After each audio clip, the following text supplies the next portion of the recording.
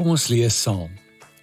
En 'n sekere vrou wat 12 jaar lank bloedvloeiing gehad het en veel onder baie geneeshere gelei het en al haar besittings uitgegee het sonder om enige baat te vind, maar eerder erger geword het van Jesus gehoor, onder die skare van agteraf gekom en sy kleed aangeraak, want sy het gesê, as ek maar sy klere kan aanraak, sal ek gesond word. En dadelik het die fontein van haar bloed opgedroog en sy het in haar liggaam bemerk dat sy van haar kwaal genees was. En dadelik, toe Jesus in homself die krag gewaar word wat van hom uitgaan, draai om onder die skare en sê, wie het my klere aangeraak? En sy disippels antwoord hom, u sien die skare verdring u. En u sê, wie het my aangeraak? Toe kyk hy rond om haar te sien wat dit gedoen het. Die vrou wat gevrees en gebeef het omdat sy wis wat met haar gebeur het, kom toe en sy val voor hom neer en sy vertel hom die hele waarheid. En hy sê vir haar dogter, jou geloof het jou gered. Gaan in vrede en wees van jou kwaal genees. Tot sover. In die Christen tradisie was daar die gebruik gewees wat tot stand gekom het baie vroeg hier in die 3de eeu, wat na die dag gekyk het en het opgedeel het volgens die gebeure van die dag. En die doel daarmee was om te dink wat met my gaan gebeur op sekere stadiums van die dag, en dan te dink oor hoe ek bewustelik met Christus daar kan wees. En een van die baie belangrike momente in die dag is ons ontmoeting met ander mense. Die wat ons ken en die wat ons nie ken nie. Die wat ons beplan het en die wat ons nie beplan het nie, wat net skielik hier van die kantlyn af van ons lewe inkom op die dag.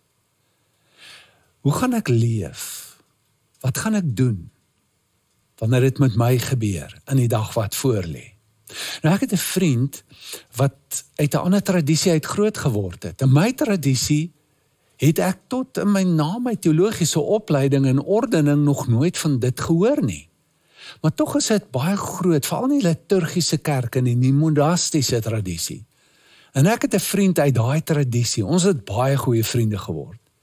En ek het na 'n paar jaar, wat ons mekaar baie gereeld ontmoet het, agtergekom dat daar iets is omtrent ons ontmoetings. Ek het van ander gehoor wat sekere ervarings met hom het, as hulle met hom ontmoet. En ek het agtergekom, want dit is deel van sy geloofsgewoontes.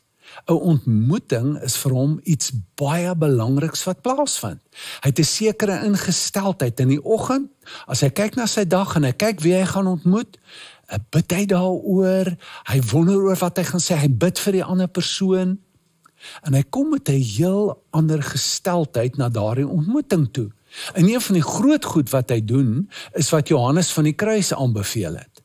Vir die monnike wat hy voorberei het om Christus te dien en gevorm te word, sodat hulle soos Jesus kan word, het hy geleer net nadat jy uitgevind het, die evangelies bestudeer het, begin doen het wat Jesus vir jou sê, moet jy jouself relativeer. En wat hy bedoel het is dat as jy nou 'n ontmoeting kom met iemand, dan moet jy nie oor jouself die hele tyd praat nie. Jy moet nie onnatuurlik raak nie. En as daar iets gevra word oor jouself, dan gee jy dit nie, deel dit vrygewig. Maar jou ingesteldheid moet wees om oor die brug te stap in daai persoon se wêreld in. En jy praat oor daai persoon. En ek het dit eers al later agtergekom toe hy my daarvan begin vertel het, en sy hele motief was, en sy vraag aan my was, maar probeer jy nie ook soos Christus omgaan met mense nie? En jy kan amper enige storie in die Bybel vat, en jy kom agter dat Jesus 'n ingesteldheid het.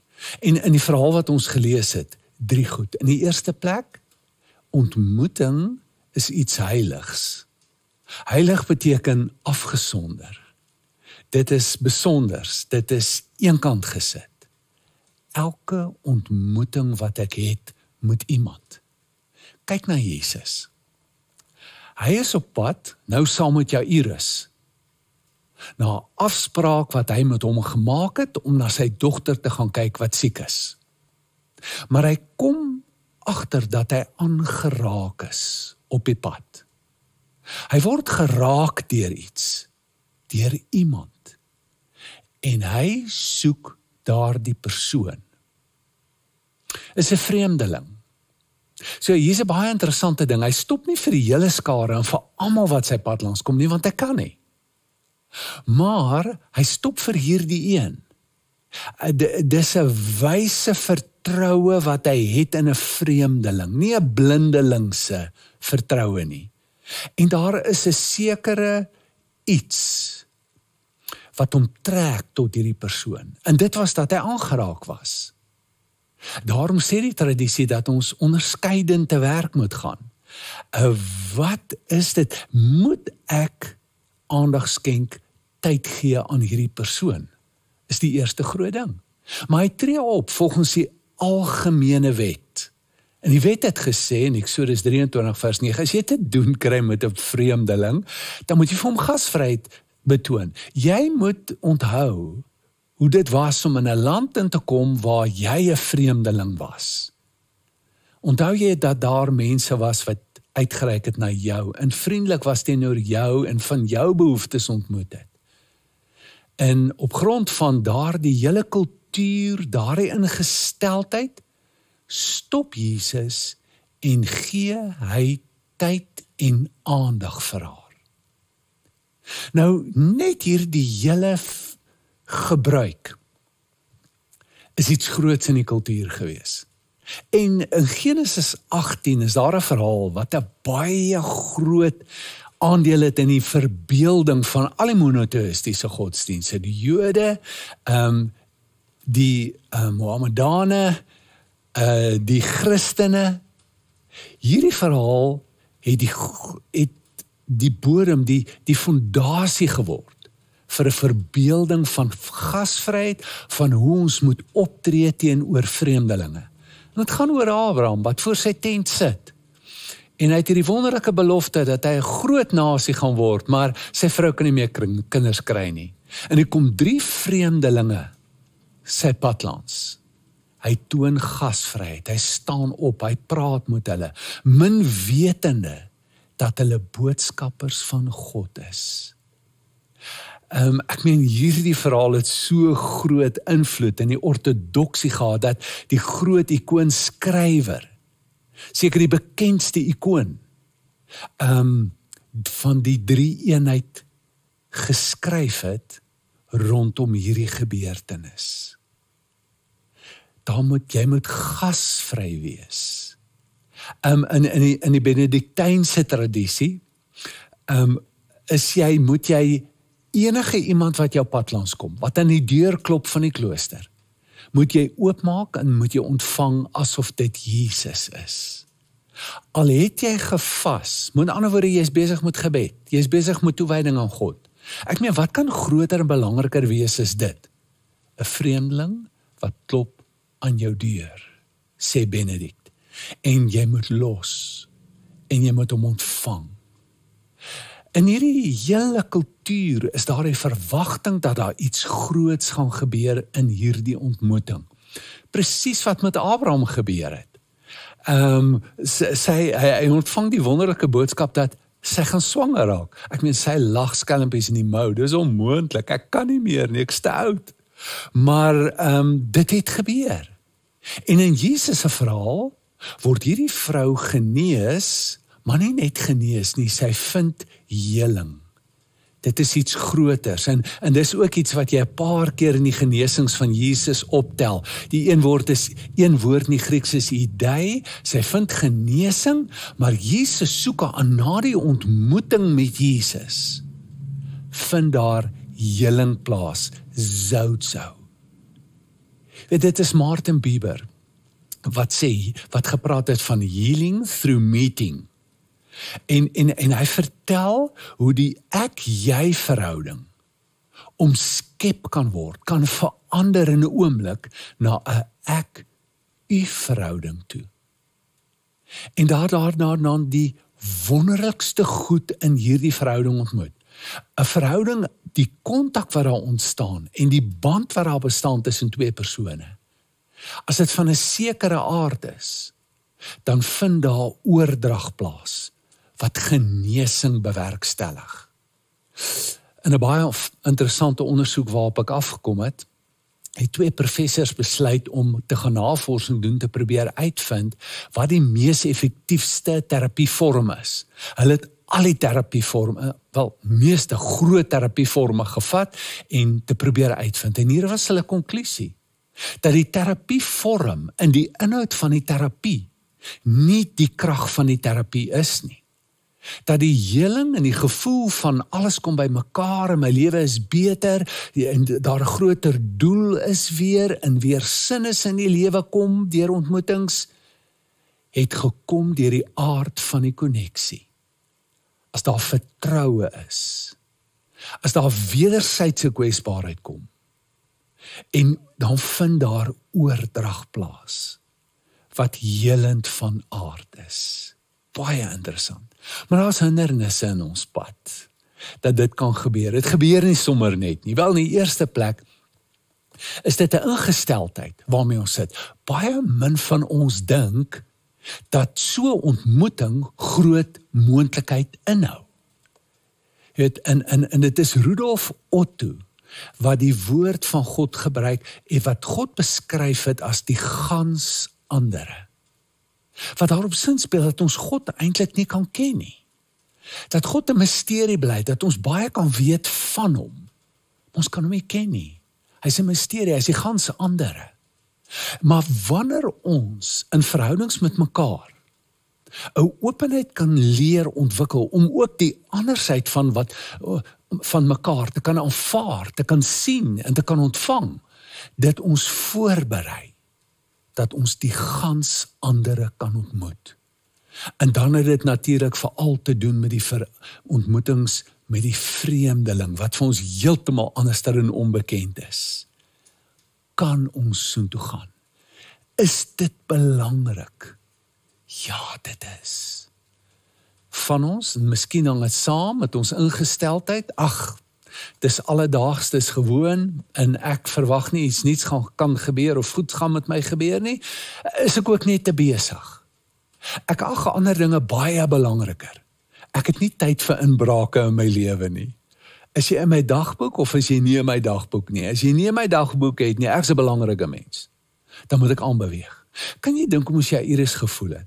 Nou staan hy langs Jesus, en Jesus sê, ek wil die vrou, ek wil die persoon ontmoet wat aan my gevat het. Hy kry haar en nou gesels hy met haar. En sy vertel haar hele storie. Hoe moes jy Iris voel? My kind is siek. Ek wonder, toe hy daar by die huis gekom het, die kind is dood, of hy nie 'n halwe houdingkie gehad het, en gesê, ja, wel, ek het gesê, asseblief kom kyk. Maar Jesus kyk, tot hy kan sien. Dis twee verskillende Griekse woorde, hy blepo, tot hy kan idee, tot hy haar sien. Hy gee tyd, hy wag, want dit is belangrik. Henry Nouwen vertel die verhaal, die professor, sielkunde en spiritualiteit, wat besluit het om die kapelaan te word van 'n eenheid, 'n plek van verstandelik en fisiese uitgedaagde mense, wat iemand kry Adam om na te kyk, dat het hom 2 jaar gevat het, om verby die gestremdheid van Adam te kon kom, en hom te kon sien as 'n mens. 'n ander groot probleem is dat ons dink ons ken mekaar. Ons ken selfs die vreemdeling. Jy weet, as die een wat ons ken, ons vriende, sê ons dikwels, ek weet presies hoe jy is. Ons doen soveel toetse, jy weet, daar is die Enneagram, en daar is Myers-Briggs, en daar is Strengthsfinder, en daar is DISC, en ek weet wie jy is, want ek ken jou profiele. Maar jy ken nog net iets. Jy het nog net 'n sterretjie in heelal van daai persoon leer ken. En wanneer ons so dink, die Indiane het 'n spreekwoord wat sê, if you say that you know me, you've killed me in your presence. Dan is dit verby tussen my en jou. Ons ken mekaar nie. Chesterton het gesê, familiarity is an illusion. Is 'n illusie. Ons ken mekaar eintlik nie. Maar 'n groot gevaar is dat ons dink ons ken dalk ook die vreemdeling. Want ons ken hom as ons hom sien. Etnies. Jy weet, klassisme, rassisme, seksisme. Jy weet, en ons kan gaan na al die ismes toe. Ek sien jou en ek weet wie jy is. En ek ken jou nie eintlik nie. Jy's 'n vreemdeling. En dit maak ons natuurlik baie keer bang.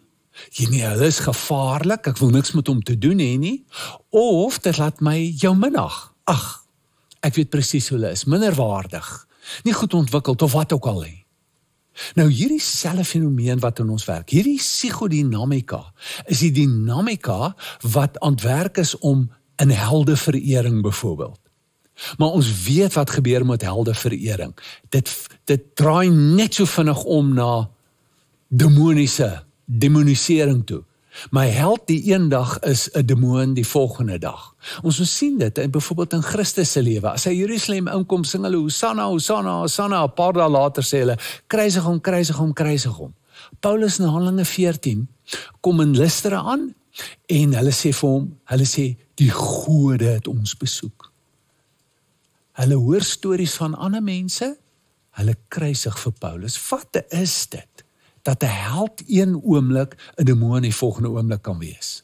Wel, in die sielkunde is daar 'n teorie in die ontwikkelingssielkunde dat jy deur 'n fase van schizo, paranoia gaan. En in hierdie fase het jy nog nie die vermoë ontwikkel om goed en sleg by mekaar te kan hou in een oomblik nie. Dis geskei. Jy kan nog nie met 'n paradoks leef nie. En wanneer jy met 'n held te doen kry, of iemand wat jy aan kan projekteer jy op hom, jy idealiseer, jy sien al die goeie goed in hom, en dan is hy net 'n held. Maar wanneer jy ietsie slegs ontdek, dan val jy presies na die teenoorgestelde kant toe, en nou is hy net weer sleg.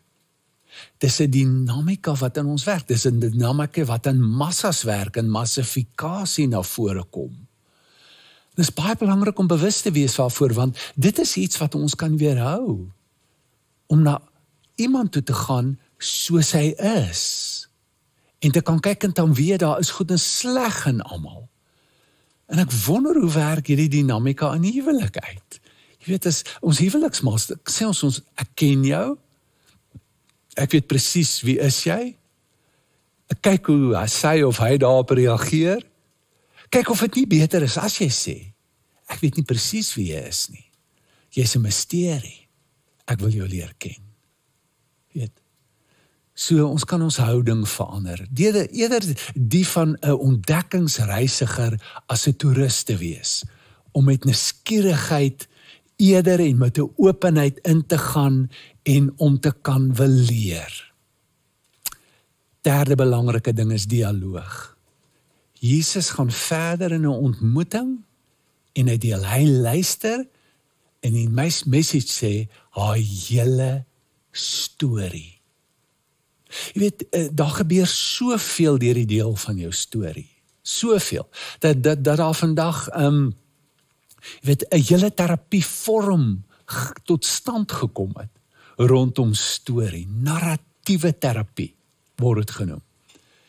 Weet, deur net jou storie met iemand te deel, gee jy toegang vir daardie persoon tot jou lewe. Ek onthou, toe my kind sy eerste liefdesteleurstelling met my kom deel. Weet jy, hoe 'n mens kan optree is, ag, dis niks my kind, wat? Dis nog niks, jy moet sien wat het die eerste een met my gedoen. En moenie hoor, man, jy gaan oor dit kom, jy gaan nog baie van hulle hê. Nee, kan nie dit doen na storie nie. Jy luister, jy aanvaar. Jy probeer nie oortuig nie. Jy probeer nie, jy weet enigiets soort, en wanneer jy dit doen, en jy sê, ek sien jou pyn, dit is hard, dit is seer. As jy kind vra, kan jy sê, ja, dit het met my ook gebeur, en dit was ook seer vir my gewees. Jy gee toegang, jy maak openheid, dit bring konneksie, dit alleen het 'n geweldige helende terapeutiese effek op jou. So ons word uitgenooi om te luister, te aanvaar, nie te proseliteer nie, jou te probeer maak soos wat ek is nie. Nie om 'n debat in te gaan in die argumente te wil wen nie, maar eerder te ervaar hoe 'n persoon anders is. En miskien is dit wat die werkwoord van andering kan beteken. Ek sien jou uniekheid. Die effek kan geweldig groot wees op ons. Wat gebeur met jou ekkigheid, hoe jou lewe verruim word, vergroot word, en hoe het al die moontlikhede insluit om God te ontmoet. Vir hierdie vrou wat met Jesus ontmoet het, hoor sy Jesus praat met haar. Dit is groot as die woord van God, die algemene, as die Bybel, die rema, die logos woord van God, wat met jou praat en in jou begin lewe. Hy noem haar dogter, geliefde kind, sê jy het vrede, die gemoedsrus, kalmte wat in jou kom. Wees net. Jesus sê, as jy dit met vreemdelinge doen, gaan jy met my te doen kry. Jy gaan uitvind, dis ek wat jou daar ontmoet. So waar is jy? Is jy dalk op 'n plek waar jy geweldige geslote lewe begin leef, totaal ingekeerd op jouself? Is jy bewus van hoe jy omgaan en of jy 'n openheid het? En of jy selfs moeite doen het, jou ingesteldheid wat jy het teenoor ander. Gaan jy terug na jou ervaring om te reflekteer? Waarna toe word ek uitgenooi? Raak jy intentioneel? Ervaar jy iets van die krag en die verandering in jou lewe deur oor die brug te stap? Kom ons bid saam. Vader, baie dankie dat ons die kinders kan wees, geliefde kinders. Dankie vir hierdie lewe wat U vir ons gegee het, om dit ook met ander te deel. Help ons om met wyse vertroue om te gaan, te kan oopmaak teenoor ons vriende, maar ook teenoor die vreemdeling. Ons vra dit in Jesus se naam. Amen. Ontvang die seën van die Here en gaan in vrede. Mag die genade van die Here Jesus, die liefde van God en die gemeenskap van die Heilige Gees met jou wees en bly. Amen.